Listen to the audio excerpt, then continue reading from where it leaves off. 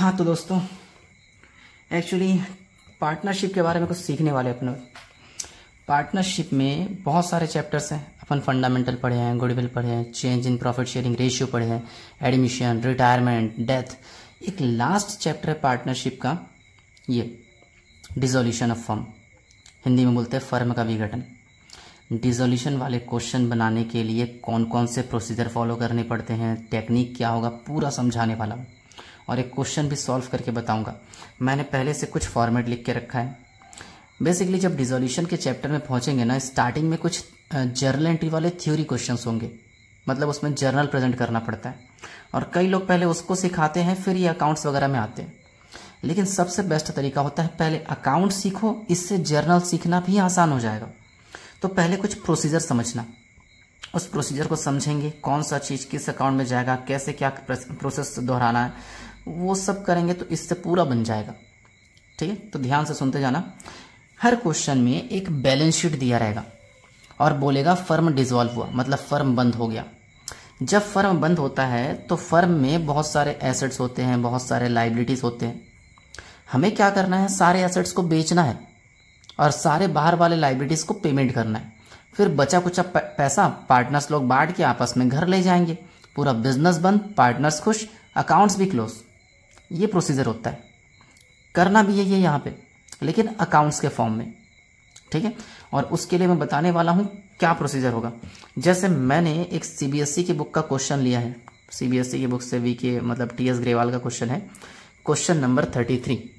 आशु हरीश सब अपना बुक निकाल के भी देख सकते हो, ये फेमस क्वेश्चन है, ये सीजी बोर्ड वाले बुक में भी है, तो इसको ध्यान से सुनना। इसके बारे में कुछ कुछ बताने वाला हूँ। हर क्वेश्चन में ऐसा कुछ इन्फॉर्मेशन दिया रहेगा ऊपर कि आशु हरीश 2 पार्टनर्स थे, उनका रेशियो 3:2 था। They decide to dissolve the firm on 31 March 2023। Their balance sheet as on above date was. ये बैलेंस शीट दिया हुआ है। बैलेंस शीट के नीचे बहुत सारा चीज़ दिया है। बैलेंस शीट में लाइबिलिटीज होता है और एसेट्स होता है। ठीक है, तो एसेट्स वाली चीज़ों को बेचना है और लाइबिलिटीज वाली चीज़ों को पेमेंट करना है। और वो एसेट्स की कौन कौन सी चीज़ें कितने कितने में बिकेंगी वो नीचे लिखा हुआ है। लाइबिलिटीज की कौन कौन सी चीज़ों को कितने कितने पेमेंट करेंगे वो भी नीचे लिखा है। लेकिन नीचे का बाद में पढ़ना हमेशा। पहले बैलेंस शीट के हर एक आइटम को कहीं ना कहीं ट्रांसफर करना पड़ेगा। ठीक है, एसेट्स है तो किसी ना किसी अकाउंट में डेबिट साइड जाएगा और लाइबिलिटीज है तो किसी ना किसी अकाउंट में क्रेडिट साइड जाएगा। वैसे भी हम अपन 11th में पढ़ चुके थे, एसेट्स हमेशा डेबिट होता है, लाइबिलिटीज हमेशा क्रेडिट होता है। तो वही कर रहे हैं अपन कि एसेट्स को डेबिट में शिफ्ट करेंगे, लाइबिलिटीज को अपन क्रेडिट में शिफ्ट करेंगे। लेकिन सवाल ये उठता है, हमारे पास 3 अकाउंट है, कौन सा चीज किस अकाउंट में डेबिट और किस अकाउंट में क्रेडिट? सोचने वाली बात है। पहले अकाउंट को डिफाइन करता हूं। एक होता है रियलाइजेशन अकाउंट, ये मेन अकाउंट है। ठीक है, इस रियलाइजेशन अकाउंट में पहले सारे एसेट्स और लाइबिलिटी को ट्रांसफर करेंगे और बेचेंगे। फिर रियलाइजेशन का कुछ प्रॉफिट लॉस वगैरह आएगा, उसको पार्टनर्स कैपिटल में शिफ्ट करेंगे।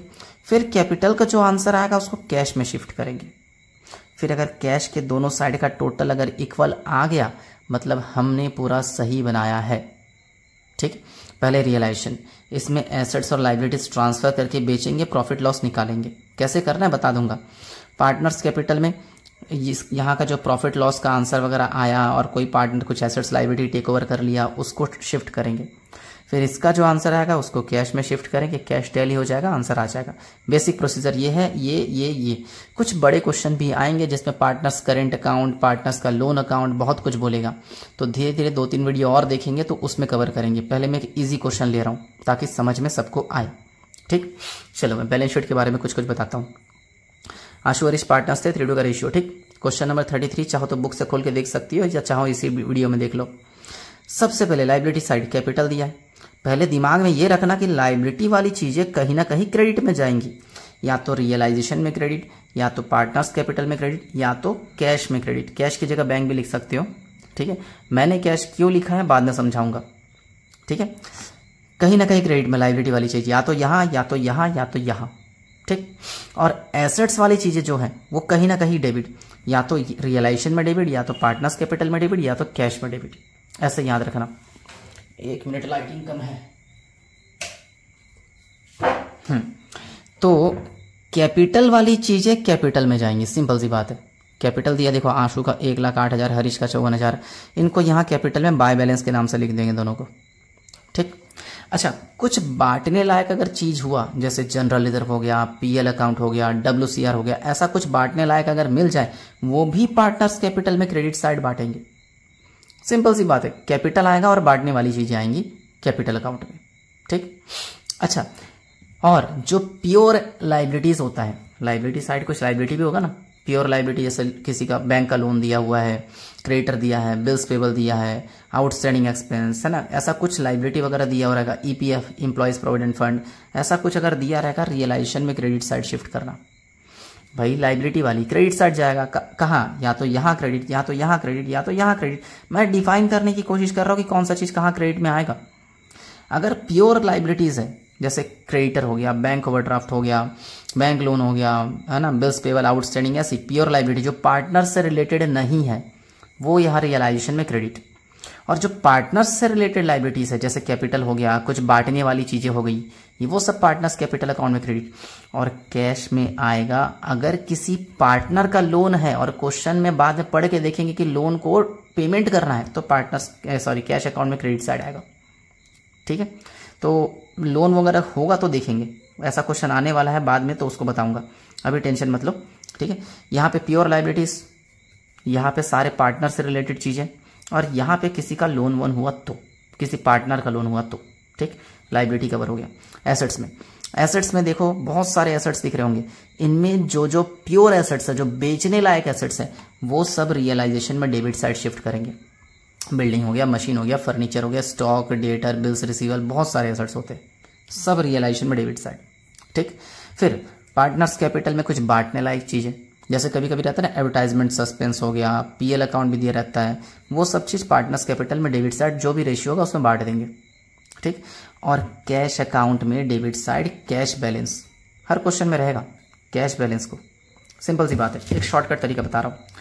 लाइबिलिटी वाली चीजें या तो यहाँ, या तो यहाँ, या तो यहाँ, यहाँ पर प्योर लाइबिलिटी, यहाँ पे पार्टनर से बांटने वाली चीज, और यहाँ पे अगर किसी पार्टनर का लोन हुआ और लोन पेमेंट करने बोला तो, ठीक। और अब डेबिट के बारे में बात करते हैं। डेबिट वाली चीजों के लिए एसेट्स में जो भी प्योर एसेट्स जो बेचने लायक चीजें, रियलाइजेशन में डेबिट, पार्टनर से बांटने वाली चीजें पार्टनर्स कैपिटल में डेबिट, और जो कैश या बैंक दिया रहेगा वो कैश या बैंक में डेबिट, ठीक है। चलो अब क्वेश्चन पढ़ेंगे, हम सोचेंगे कौन कौन सा चीज किस किस में आएगा, और उसके हिसाब से हर चीज को ट्रांसफर करेंगे। अभी नीचे का बिल्कुल नहीं पढ़ाऊं ना, सिर्फ ऊपर की चीजों को देखकर ट्रांसफर करना सीखो पहले, नीचे का बाद में बता दूंगा। जैसे कैपिटल्स दिया है आशु और हरीश का 1,08,000 और 54,000, कैपिटल है तो पक्का पार्टनर्स कैपिटल में जाएगा।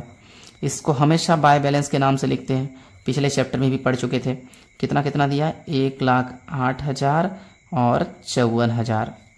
फिर दिया है क्रेडिटर है, बैंक ओवरड्राफ्ट है, ये दोनों प्योर लाइबिलिटी है। क्रेडिट में तो आएगा कौन से अकाउंट में क्रेडिट साइड, रियलाइजेशन में। प्योर लाइबिलिटी हमेशा रियलाइजेशन में क्रेडिट साइड आता है, तो यहाँ एक क्रेडिटर डाल देंगे और एक डाल देंगे बाय बैंक ओवरड्राफ्ट, OD लिख देता हूँ मैं। इसका है 88,000 और इसका है 50,000। लाइबिलिटी का हर एक चीज ट्रांसफर हो गया। अगर कुछ बांटने लायक होता रिजर्व या PL वगैरह, यहाँ लिखते बाय PL रेशियो बांट देते, बाय रिजर्व रेशियो बांट देते। अगर किसी का लोन होता, जैसे आशु और ईशा, मान के चलो क्वेश्चन में लिखा है आशु का लोन, तो कैश में डालते आशुस लोन, क्योंकि उनको पेमेंट करना पड़ता है, कैश जाता है, इसलिए कैश में क्रेडिट साइड। जब आएगा तब देखेंगे, ठीक है। चलो अब एसेट्स की चीज़ों को बांटेंगे।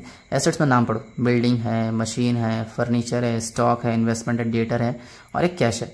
यह आखिरी वाला जो कैश है वो तो कैश अकाउंट में जाएगा, और बाकी ऊपर के जितने भी एसेट्स दिख रहे वो रियलाइजेशन में डेबिट साइड जाएगा। डन। यहाँ पे कुछ बांटने वाला चीज दिखा नहीं मुझे जो पार्टनर्स कैपिटल में लिखेंगे अपन, ठीक है। तो दो ही चीजें मान के चलो, एक प्योर एसेट्स और एक कैश। प्योर एसेट्स जिसको बेच सकते हैं रियलाइजेशन में डालेंगे, और जो कैश है कैश को कैश में, ठीक है। तो सब कुछ एक एक करके लिखते जाता हूं मैं। टू बिल्डिंग 80,000, सीधा आउटर कॉलम में लिखना। कई लोग अंदर लिखते हैं फिर जोड़ के बाहर लिखते हैं, कर सकते हो तुम्हारी मर्जी। मशीन दिया हुआ है 70,000, फिर फर्नीचर दिया हुआ है 14,000, फिर स्टॉक दिया हुआ है, 2 डाल के लिखना, 2 नहीं डालोगे तो नंबर कटेगा, 20,000। इन्वेस्टमेंट भी दिया हुआ है, इन्वेस्टमेंट दिया 60,000 और एक डेटर है जिनसे पेमेंट रिकवर करते हैं अपन, पैसा मिलता है 48,000 और एक कैश है। कैश तो इसमें आएगा क्या? नहीं, कैश आएगा इसमें, लेकिन कैश को कैश अकाउंट में ट्रांसफ़र कर रहे हैं इसलिए बैलेंस के नाम से लिखना। जैसे देखो कैपिटल को कैपिटल अकाउंट में ट्रांसफ़र करते तो बैलेंस के नाम से लिखे, वैसे ही कैश को कैश में ट्रांसफ़र कर रहे हैं तो बैलेंस के नाम से। अच्छा, ये सब चीज़ रियलाइजेशन में ट्रांसफ़र कर रहे हैं इसीलिए उनके नाम से लिखा गया, बैलेंस नहीं लिखे। जैसे बिल्डिंग है, बिल्डिंग को अगर बिल्डिंग अकाउंट में ट्रांसफ़र करेंगे तो बैलेंस के नाम से लिखेंगे। ठीक है, लॉजिक समझ में आ रहा है? डन। तो बैलेंस कितना दिया हुआ है कैश का? 8,000। अब सारा चीज़ ट्रांसफ़र हो गया जो बैलेंस शीट में दोनों साइड था। ठीक है, अब एक बार इसमें देखो, रियलाइजेशन को पहले कवर करेंगे, पहले इसको खत्म करेंगे, इसका आंसर निकालेंगे, इसमें शिफ्ट करेंगे, इसका आंसर निकाल के इसमें शिफ्ट करेंगे। अगर टोटल टैली हो गया इसको बैलेंस शीट की तरह ट्रीट करना, अगर टोटल टैली हो गया तो सही है। ठीक है, चलो पहले रियलाइजेशन के बारे में सोचते हैं। रियलाइजेशन में हमारे पास 1 2 3 4 5 6 एसेट्स हैं। हम इन एसेट्स को बेचेंगे, बेचने के बारे में क्वेश्चन में इंफॉर्मेशन दिया रहेगा। इसको बेचेंगे इसी अकाउंट में क्रेडिट साइड, और हमारे पास 2 लायबिलिटी है, इनको पेमेंट करेंगे, इनको पेमेंट करेंगे इसी अकाउंट में डेबिट साइड, ऑपोजिट साइड जाता है। एसेट्स को बेचते हैं रियलाइजेशन में ही क्रेडिट साइड और लाइबिलिटीज को पेमेंट करते हैं रियलाइजेशन में ही डेबिट साइड। ठीक है, जैसे इमेजिन करो अगर मशीन को अपन बेच दिए तो बाय कैश के नाम से लिख देंगे, लेकिन मान के चलो फर्नीचर बेचे नहीं है, फर्नीचर 2 पार्टनर आशु हरीश, मान के चलो फर्नीचर आशु लेके चला गया तो बाय आशु के नाम से डाल देंगे। स्टॉक को हरीश लेके चला गया बाय हरीश के नाम से डाल देंगे। अगर इनको बेचते हैं तो बाय कैश, अगर इनको नहीं बेचे हैं, कोई पार्टनर टेक ओवर कर लिया तो उनके नाम से, लेकिन पक्का आएगा ये सारी चीज क्रेडिट साइड। सवाल ये उठता है क्या लिखेंगे? कैश की पार्टनर का नाम वो सोचना पड़ेगा, बेचा है तो कैश, नहीं बेचा कोई टेक ओवर कर लिया तो उस पार्टनर का नाम जो टेक ओवर कर लिया है, लेकिन आएगा क्रेडिट साइड। ये अच्छा है चीज पूरा यहाँ। फिर 2 लाइबिलिटीज है, इनको पेमेंट करना है पक्का यहाँ। मान के चलो क्वेश्चन में बोल दिया कि क्रेडिटर्स को पेमेंट कर देगा आशु, तो आशु के नाम से डालेंगे पैसा, क्रेडिटर नहीं लिखेंगे।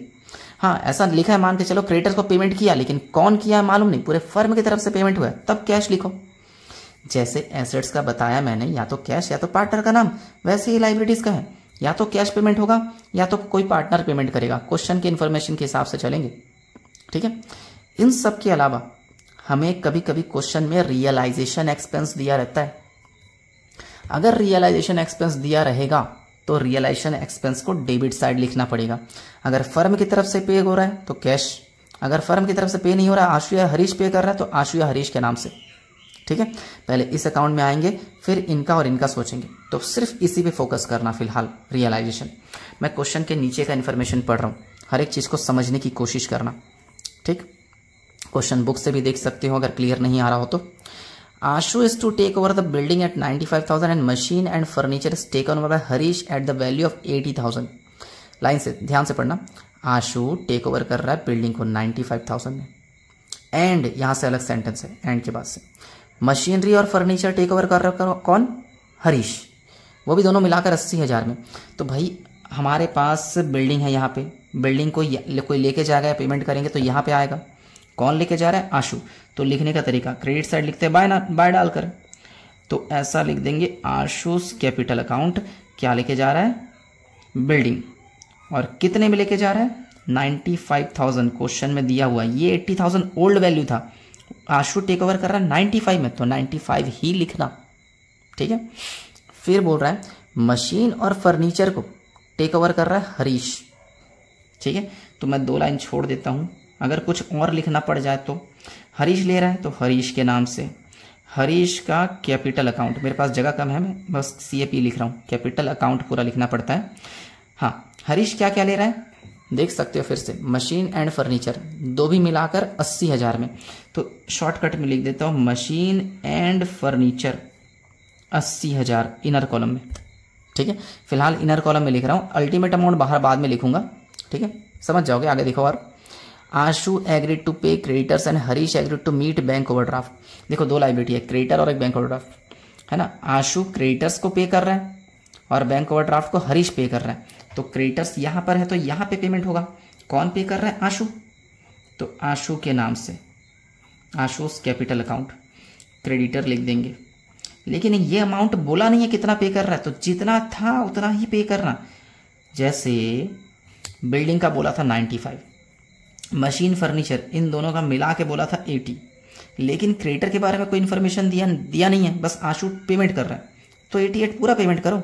उसी तरह बैंक ओवरड्राफ्ट को हरीश पेमेंट कर रहा है तो हरीश के नाम से आएगा Harish capital account, bank overdraft, जितना बोला है उतना, क्योंकि कोई स्पेशल अमाउंट दिया नहीं है पेमेंट करने के लिए, लिख दिया। डन। आगे और पढ़ो, आगे लिखा है आगे स्टॉक एंड इन्वेस्टमेंट, दिख रहा है, stock and investment are taken by both the partners in profit sharing ratio, और प्रॉफिट शेयरिंग रेशियो क्वेश्चन में 3:2 था। अब यहां देखो थोड़ा, स्टॉक और इन्वेस्टमेंट दोनों मिलाकर कितना हुआ 80,000, इन दोनों को मिलाना है 80,000, 80,000 को दोनों लिए है बांट के, और रेशियो था 3:2 में बांटना, मैं कैलकुलेटर यूज कर रहा हूँ।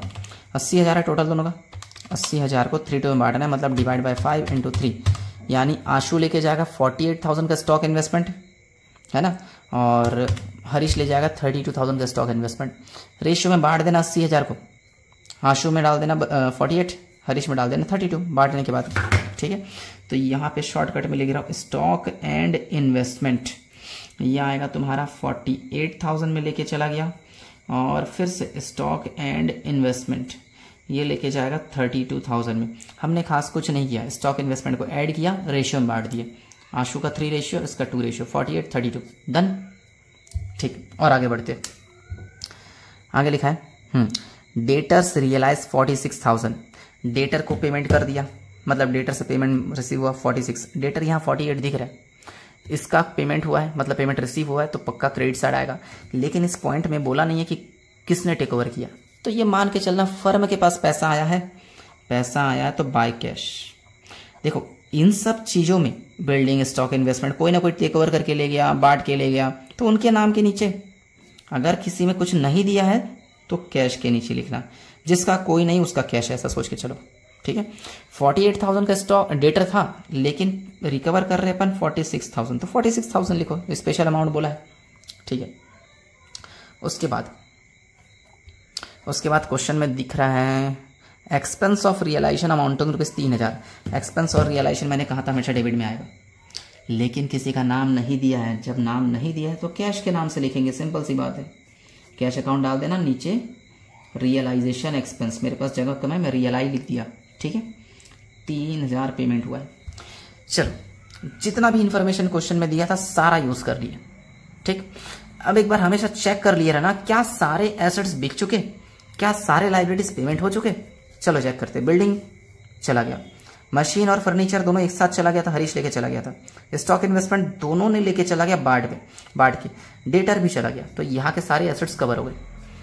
क्रेडिटर के बारे में बात करते हैं, क्रेडिटर पेमेंट हो गया है ना, आशु पेमेंट कर दिया, बैंक ओवरड्राफ्ट हरीश पेमेंट कर दिया, खत्म, सारे एसेट्स सारे लाइबिलिटीज खत्म। अब जो भी चीज अंदर लिखी, अगर वो सिंगल आइटम है डायरेक्ट बाहर लिखो, अगर 2-2 आइटम है जोड़ के बाहर लिखो, 2-3 जो भी आइटम होगा जोड़ के बाहर लिखना।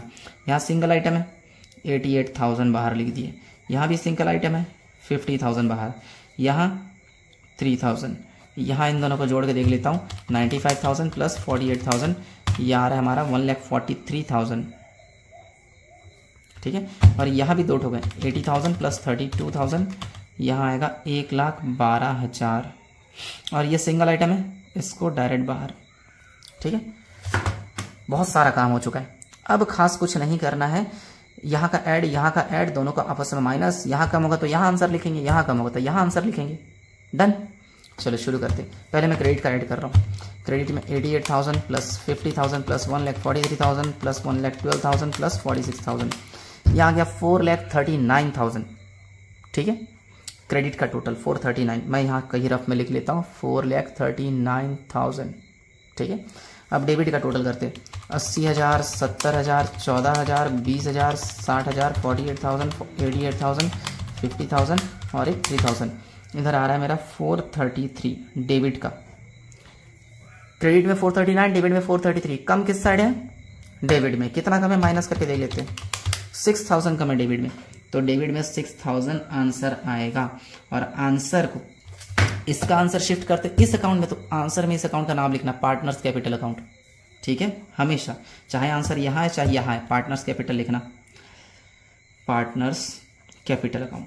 फिर इसको बांटना भी पड़ेगा आशु और हरीश में, ठीक है।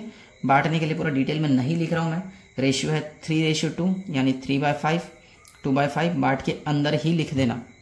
6000 को डिवाइड बाय 5 इंटू 3 यानी 3600 आएगा और इसका 2400 आएगा और टोटल करके बंद। टोटल जो ज़्यादा वाला है उसको दोनों साइड लिख देना, 4,39,000। डन, ठीक है। अब पार्टनर्स कैपिटल के बारे में बात करते हैं। कुछ खास नहीं है पार्टनर्स कैपिटल में, कुछ दिमाग नहीं लगाना है। ये रियलाइजेशन अकाउंट देखना है, जहां जहां पे आशु और हरीश का नाम है उसको ऑपोजिट साइड शिफ्ट करना है।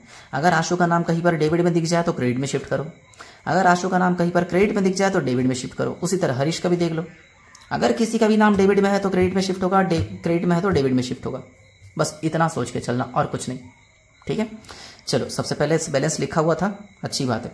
यहाँ देखो नाम, ये देखो डेबिट में आशु का नाम दिख रहा है, या डेबिट में है तो यहाँ क्रेडिट में आएगा। लेकिन कौन से अकाउंट से शिफ्ट हो रहा है? रियलाइजेशन से ना, तो रियलाइजेशन का नाम लिखना। अगर जरा सोच के देखो, मैं यहाँ आशु का नाम लिख देता हूँ, आशु का पैसा आशु के कॉलम में, अजीब नहीं लगेगा? तो रियलाइजेशन का नाम लिखना, मैं पूरा नहीं लिख रहा हूँ।